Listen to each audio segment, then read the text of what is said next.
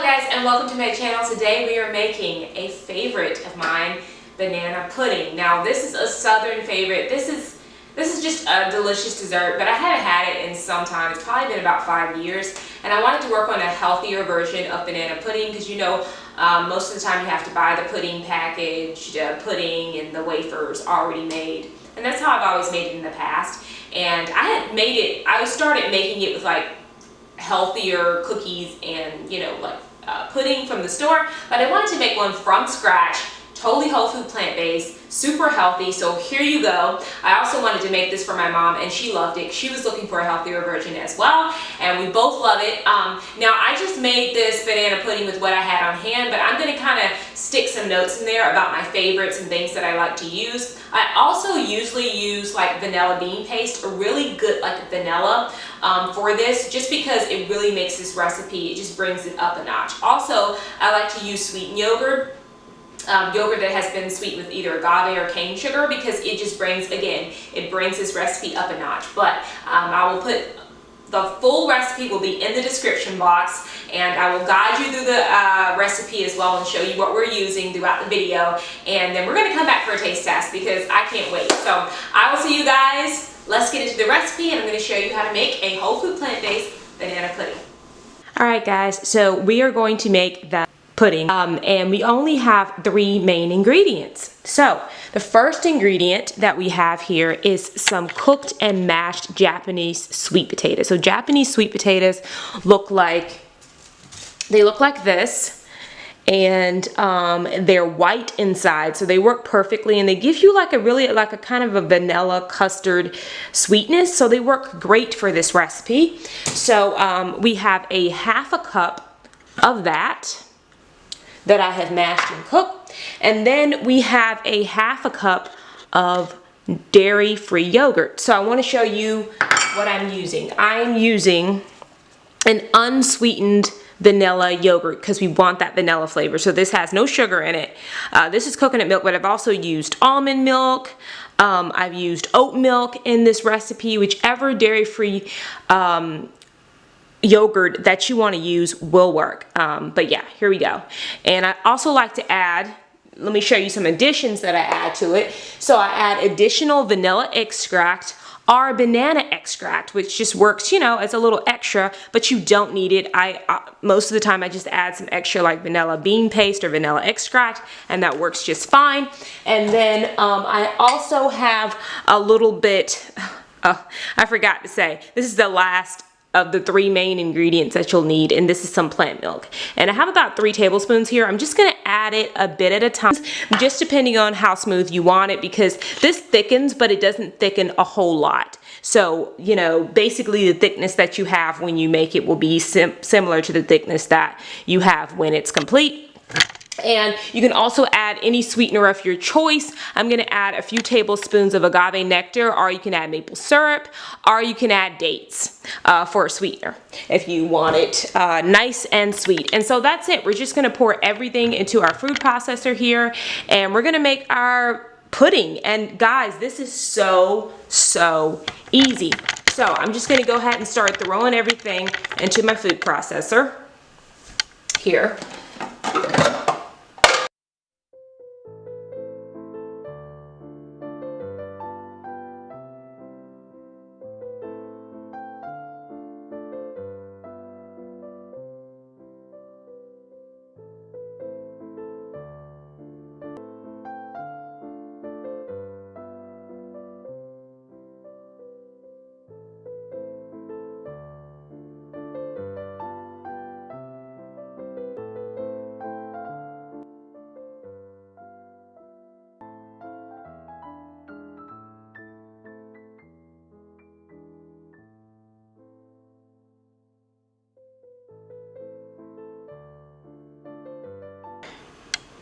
Here we go. And I wanted to say that if you add in another half a cup of sweet potato, it will thicken your pudding.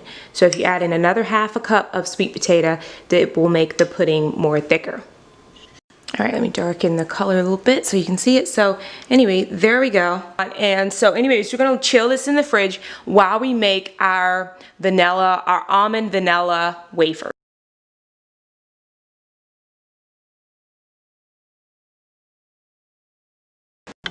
Alright guys, now we're going to make the vanilla wafers. I have here 2 tablespoons of cashew butter, and I'm just going to put that into my bowl here.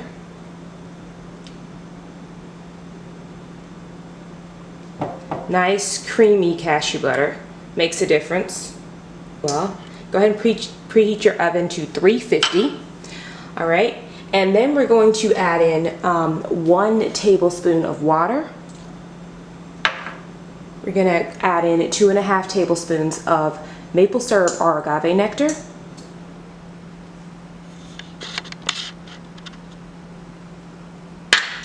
And because we're making vanilla wafers, and I say that with quotations, vanilla wafers, I'm going to add in some vanilla extract. This is just vanilla bean paste. I don't have much of it left, so I'm trying to squeeze out as much as I can of my vanilla bean paste, but you need 1 teaspoon of vanilla. Yep, there we go. And just mix that all together as best you can. And just whisk that together as best you can.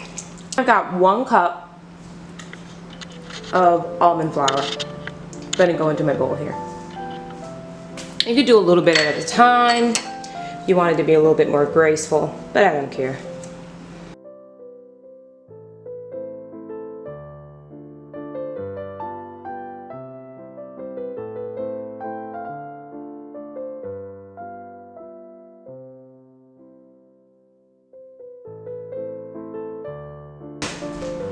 I'm going to use this spoon instead, so that they're all evenly sized.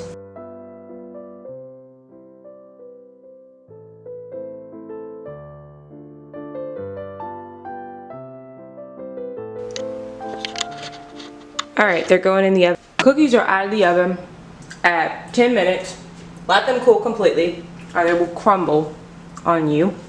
So let them cool and then we'll use them for our banana pudding. Alright guys, we are ready to assemble our banana pudding. Put my pudding over here.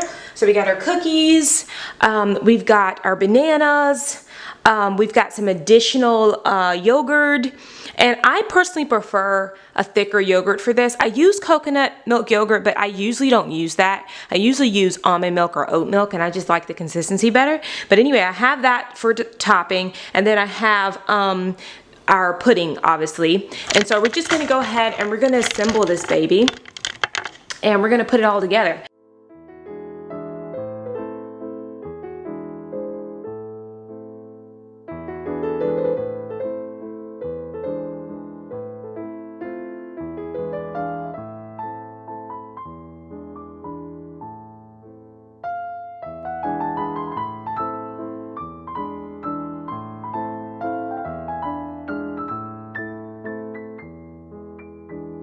Add additional bananas, and of course, like I said, if you want these bananas not to brown, then you probably want to put lemon juice on these bananas if you don't want them to brown.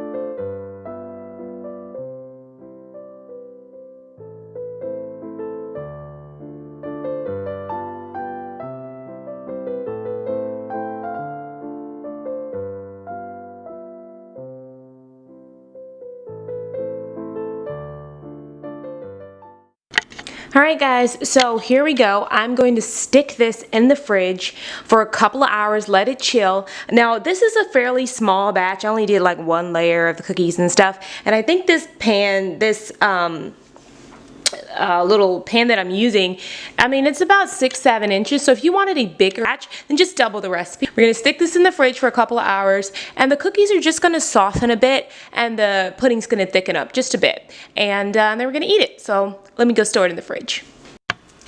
Alright guys, it has been in the fridge.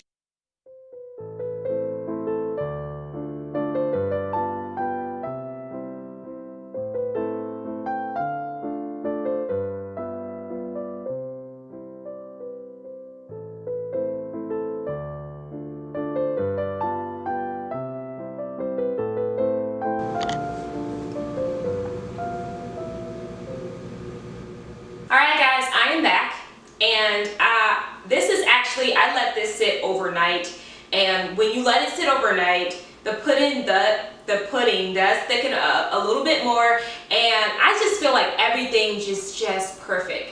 Like it's just, the flavors just marinate and you get like a nice square out of it. Again, I made a small batch, but if you want it bigger, then just double the recipe. But here we go, guys, and you can wait and put the bananas for decor. Put those on the day that you're serving it. So say you make this the night before, the next day just slice the bananas, you know, and decorate it that way. So anyways, enough talking, let's taste. Looks like a banana tiramisu, doesn't it?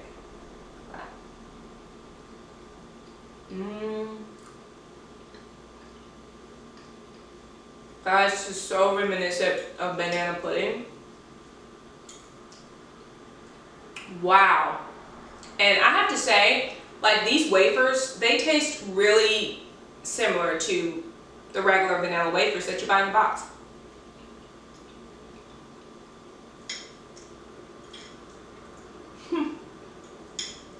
Okay, guys, you know what you gotta do. You gotta make this recipe, check it out. I know it's gonna become a favorite. I hope it's gonna become a favorite at your table for, you know, special events and dessert.